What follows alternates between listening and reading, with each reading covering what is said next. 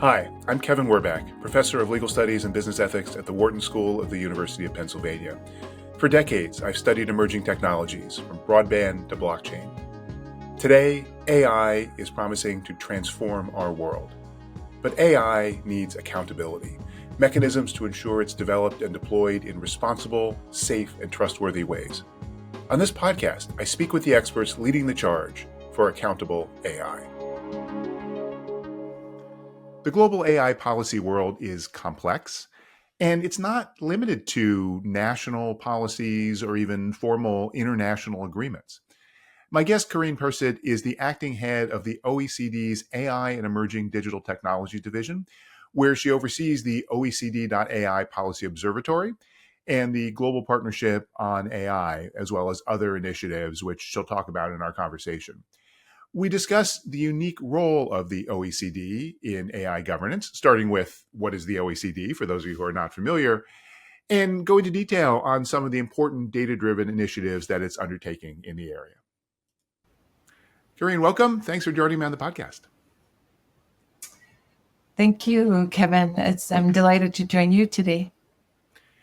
First of all, for those who aren't familiar, what exactly is the OECD and how is it different from other larger intergovernmental organizations? So the OECD stands for the Organization for Economic Cooperation and Development. It's an intergovernmental organization that helps countries better design policies for economic and social well-being, or better policies for better lives, as we say. It was founded in 1961 after the Second World War II to basically help implement the Marshall Plan. The OECD now has 38 member countries, so they're market-based democracies like the US, the UK, Japan, Germany, and Australia, for example. We cover nearly all policy areas, basically mirroring the structure of a national government, and focus on the areas in which governments need to cooperate and find common solutions to common challenges, or learn from one another, or actually need to cooperate because they're interdependent. So we cover all policy areas except for defense, which we leave to our colleagues at NATO. The OECD acts as a convening forum, as I said, for learning from one another, countries learning from one another in each branch of government. So that's where they coordinate action on issues like education, innovation, inclusive growth. I think the OECD is best known for its data-driven reports, global policy recommendations, and benchmarking tool, like things like the PISA education rankings that come out every 2 years that rank high school students and their cognitive abilities, abstract reasoning abilities, and components like that. And that helps schools, know where they compare on the international scale. Tax policy frameworks as well are quite important. And trustworthy AI guidelines in our case, which I will talk about more today. Tell me, how did the OECD get involved in AI policy? So our work on AI policy has been ongoing for nearly a decade, since 2016, when we convened policymakers around an OECD AI foresight forum. And since then, our work has culminated around two main areas. One is the OECD Recommendation on AI, which was from 2019. And the other is the other big sort of chunk of work, I'd say, is the OECD.AI Policy Observatory, which helps to bring those principles to life through data, live data, where feasible, tracking trends worldwide, and tools for finding trustworthy AI tools, or metrics with partners and other resources. The OECD recommendation on AI was the first intergovernmental standard on AI, It was adopted in May 2019 and was then adopted by the G20 in the form of the G20 AI principles. It was further updated recently in last year in 2024 to consider technological development. So it was lightly updated. Yeah, I was going to ask you about that, about the update, because obviously things change very fast in this area. So, what are some of the ways that those principles have developed? Um, well, the recommendation overall aims to foster trust and innovation in AI by promoting the responsible stewardship Mhm. of AI and ensuring respect for democratic values and human rights, and complementing existing standards in areas such as digital security risk management. The recommendation focuses on AI specific issues and sets a standard that's implementable and flexible to stand the test of time. The updates pertain to requests by particularly the European Commission to have a definition of an AI system that they could use and that would be a universal definition, so that we didn't have Mhm. a definition in Europe, a definition in North America, and so on. And so we're talking about the same thing when we're talking about artificial intelligence. So that was one of the updates where we made a few updates because at the time of writing in 2019, we had not considered AI systems that in some instances will set sub-objectives based on overall objectives provided by humans. So we had written in the definition of 2019 that were human specified, but just to be technically accurate, in some cases, the sub-objectives or the actions to achieve a goal are not going to be detailed by a human. They will be figured out by the AI system. So that was one of the changes. The other changes that countries, which was not really needed because it already encompassed, was really to add the word content generation, even though it was included in other types of actions. Countries felt at that point in time in 2024, this was the language model, large language model, generative AI period, that they wanted that reflected specifically, and so those I think were the two main changes. Things did not stop there. Last year, the OECD, which is, as I mentioned, a group of 44 democracies that are market economies, and the Global Partnership on AI, which was a somewhat related initiative, decided to join forces as the number of bodies interested in AI multiplied. It was a big try. We tried to consolidate to avoid duplication, to create synergies. So we joined forces to advance an ambitious agenda on AI, embodying these principles, the OECD AI principles. And so this newly integrated partnership initially brings together OECD members and GP countries. So 44 in total across 6 continents. And it aims to welcome new members, including developing and emerging countries that are committed to implementing these principles. So it's OECD members plus large countries like India, Brazil, Argentina, and others, and hopefully we have a list of countries which are candidate accession countries. So we will find out more later on this year. The group should grow. How does the OECD bring all of those parties together, given that there are so many different views and so many technical issues as well in terms of doing things like defining AI?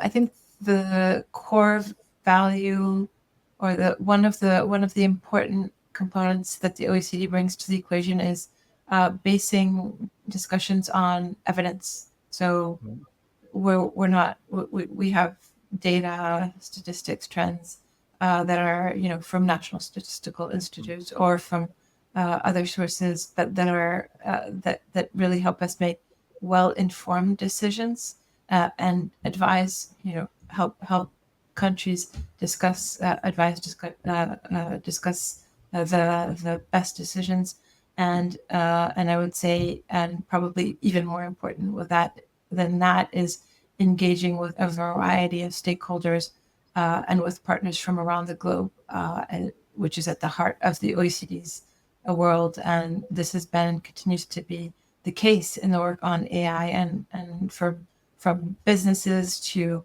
the technical community and standards bodies and civil society as well as trade unions. I think the value is in the exchange between governments and those that are in the labs doing the work or trying to protect citizens or that really is the value add. We're anchored in the OECD.AI principles, so those are very solid, and that we have a very large multi-stakeholder expert community, and it's today about 800 experts that feed into the discussions at the OECD and within the Global Partnership on AI, and brings tremendous value to governments in terms of specific topics that they need to work on. This expert community aims to translate the principles into practical guidance. This expert community has 10 expert groups today that respond to the priorities of member countries, help them on complicated topics, help them understand also evolving topics where AI systems are no longer typically one system, but multiple systems with consequences from that interaction. I won't go through all of them, but just to give a few examples, one of the groups looks at AI incidents and hazards, and so that is one of the evidence sources. So it's not hypothetical incidents and hazards. It's actually what has gone wrong, where risks have materialized into actual incidents or could have materialized into actual incidents. And that group has recently developed a common reporting framework so that incidents are reported in much the same way in all countries. Because if they're not reported in the same way, we can't compare them. We can't track trends globally, and that means that we're bound to reproduce errors made elsewhere. So that's an important component.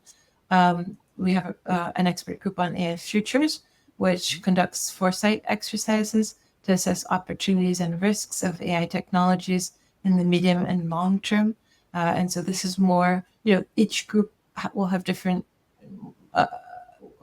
balance of constituents, and this would be more research oriented, lab technical folks working in labs on the products that we will see tomorrow or in a few years, maybe a few months, because they're going very fast.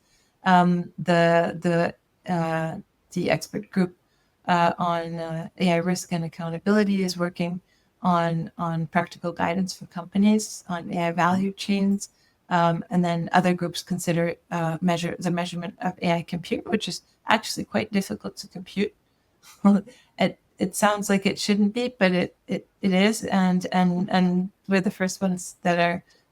We will come up with the measurements in September, or how AI affects workers and the future of work, and those are just a few examples. So all of these expert groups feed into the OECD.AI Policy Observatory, which listeners can visit at OECD.AI. It's got a wealth of resources and tools, and over 250 indicators on various dimensions of the AI ecosystem.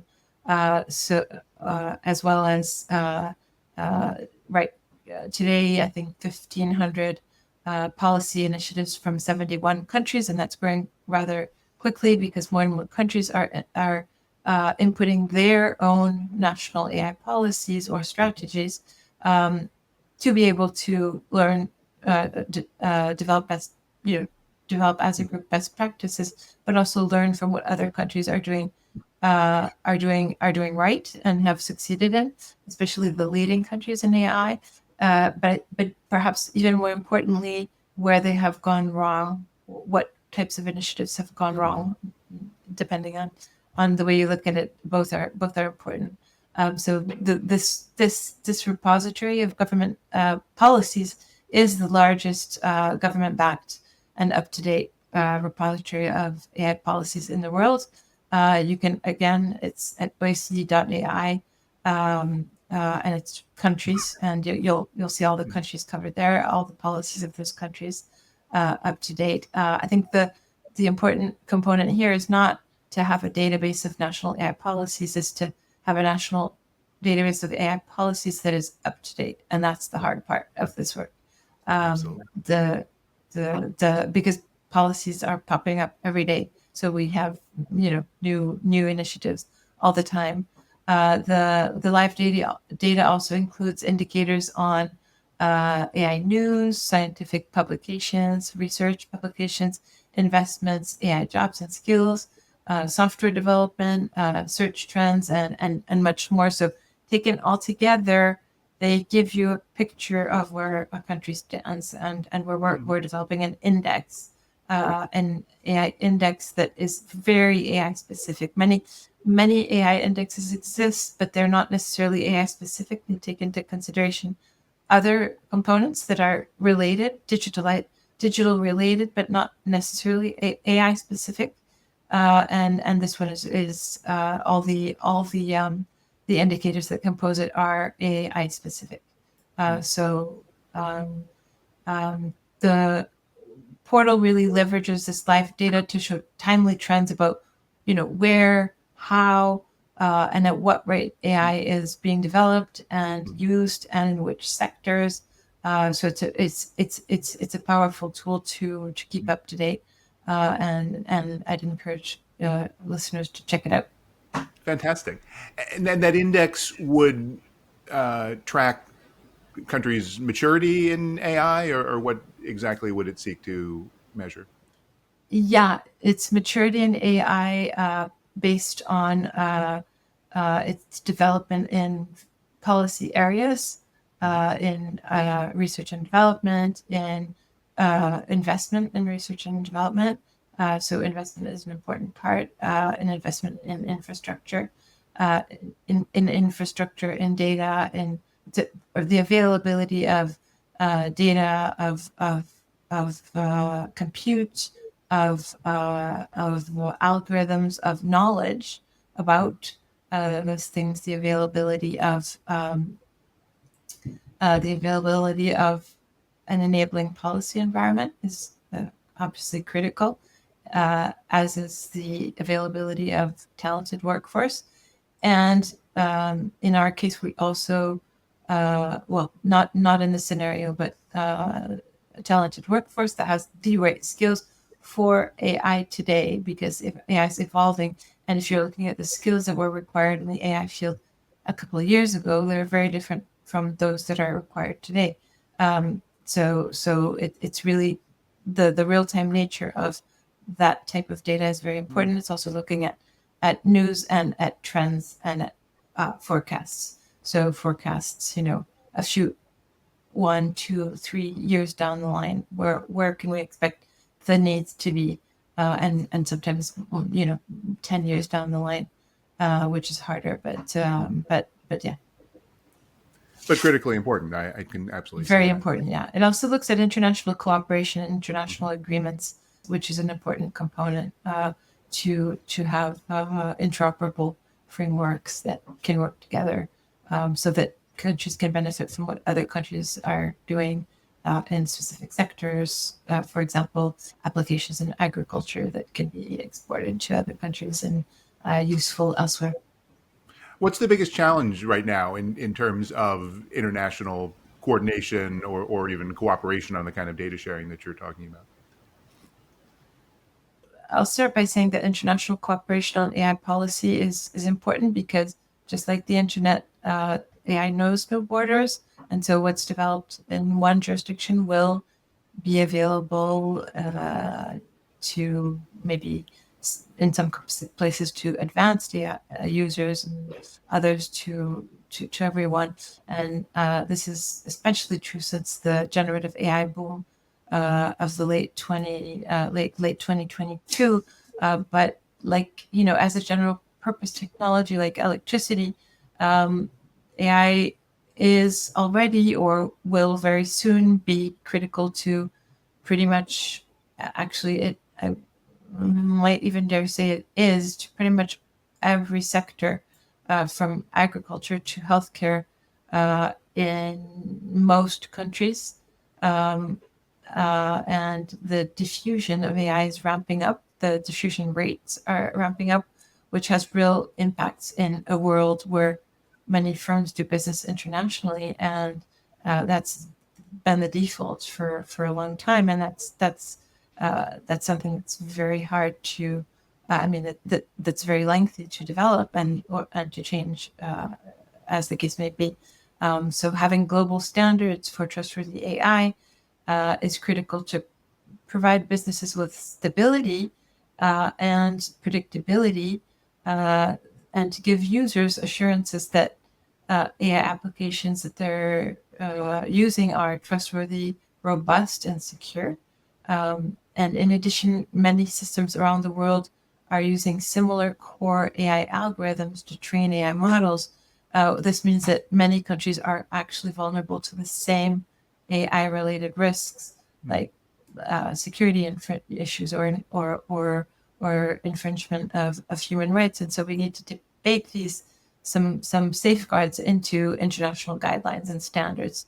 The challenges to achieving that are significant.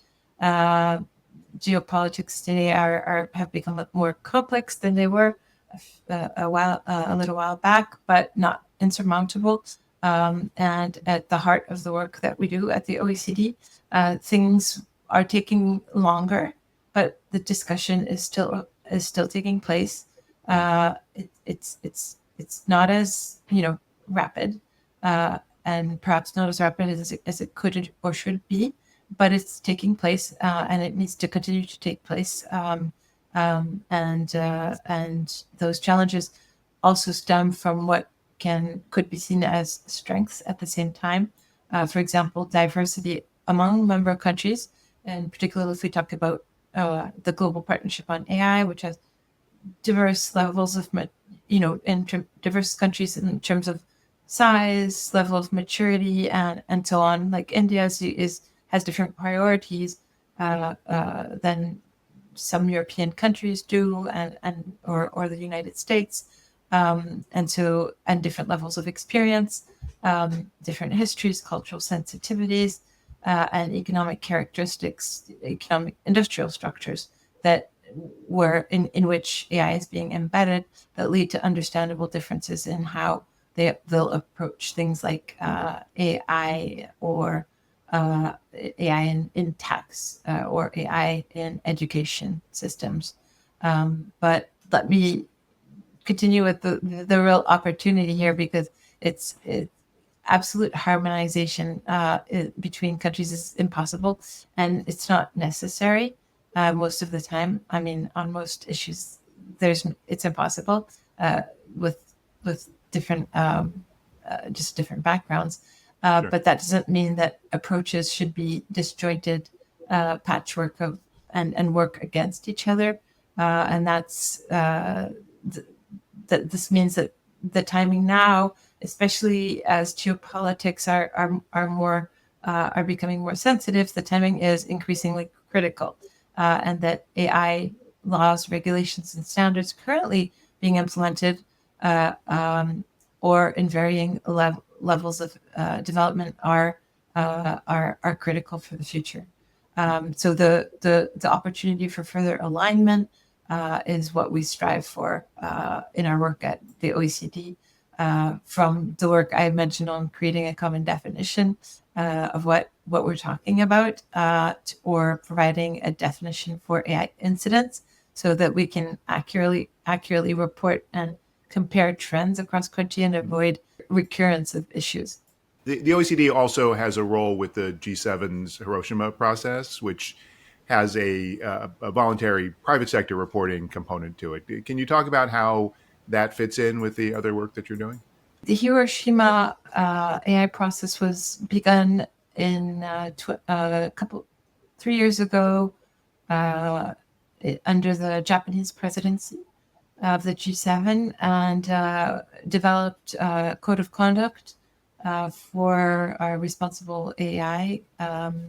And the following year, last year, 2024, the Italian G7 presidency followed up on that work by developing a reporting framework. By tasking actually the OECD to develop a reporting framework for companies to explain how they're implementing trustworthy AI, what measures they're taking at different stages of the AI system lifecycle.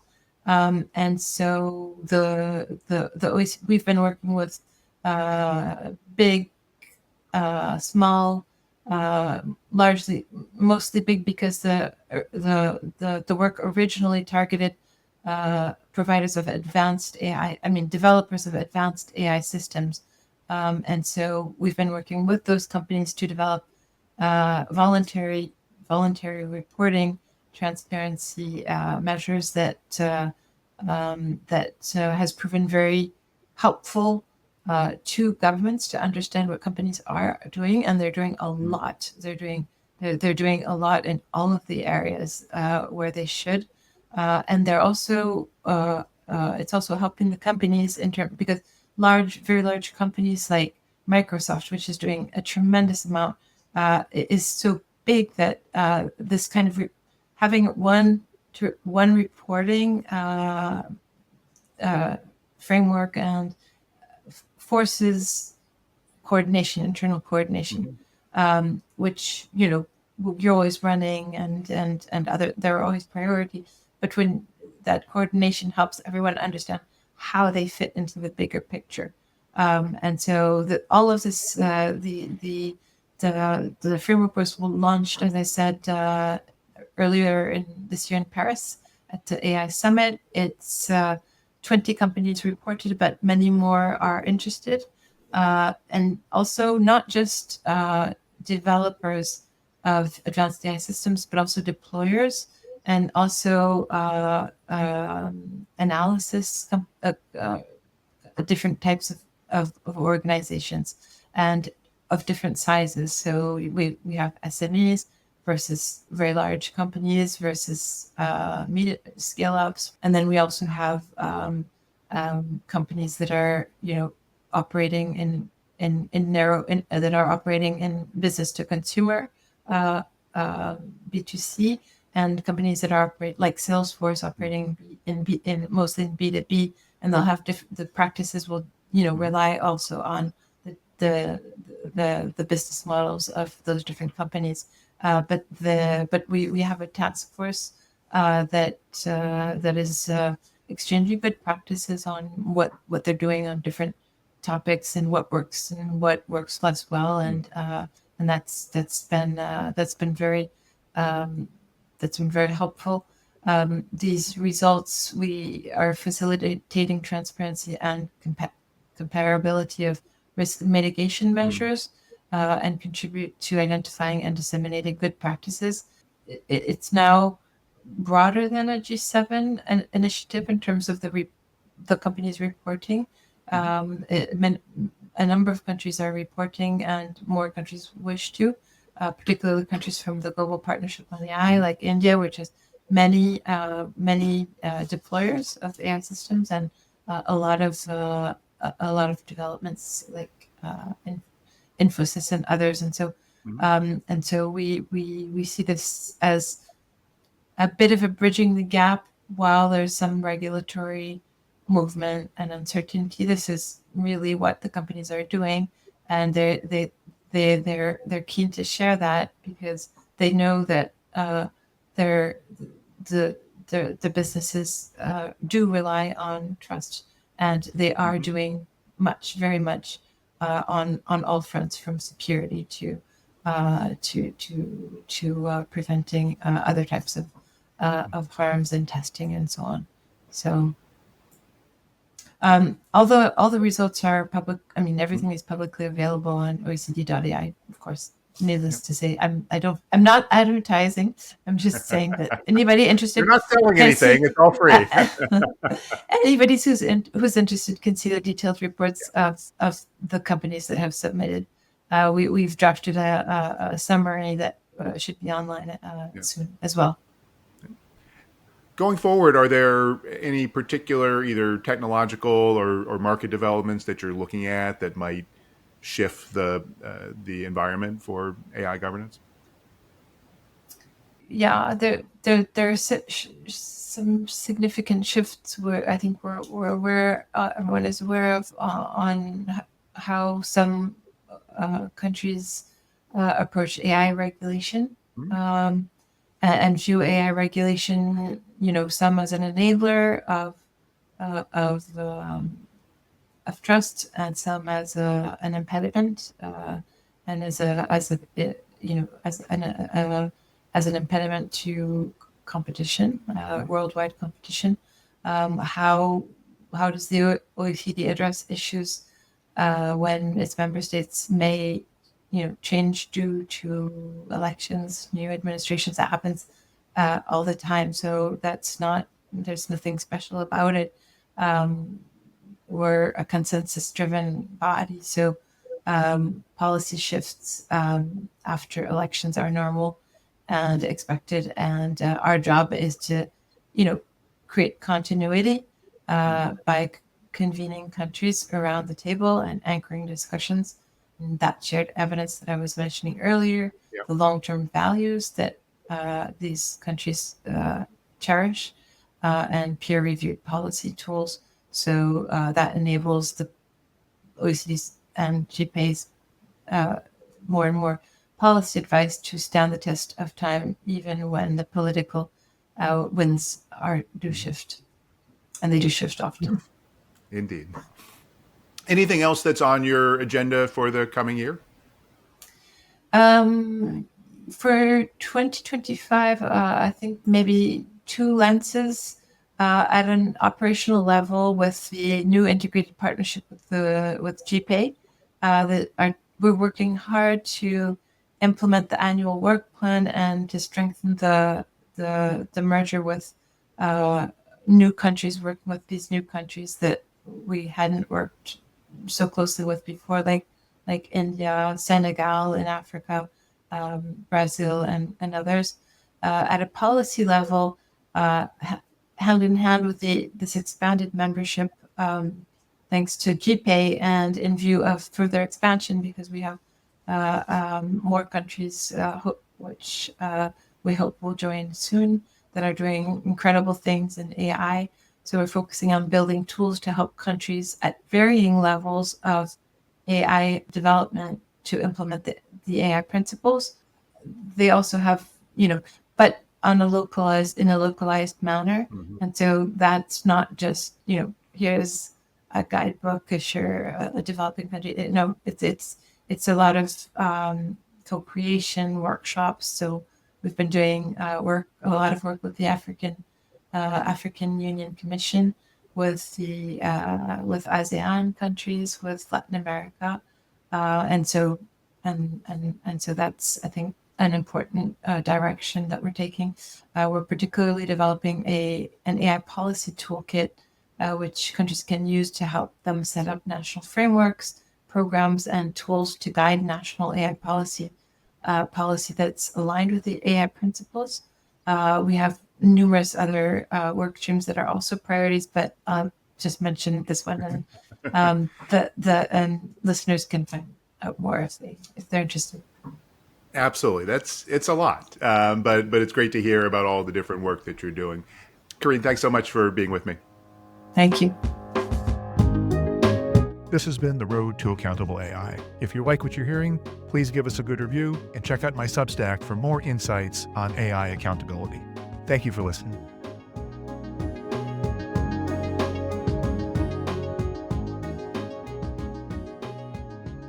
This is Kevin Werbach.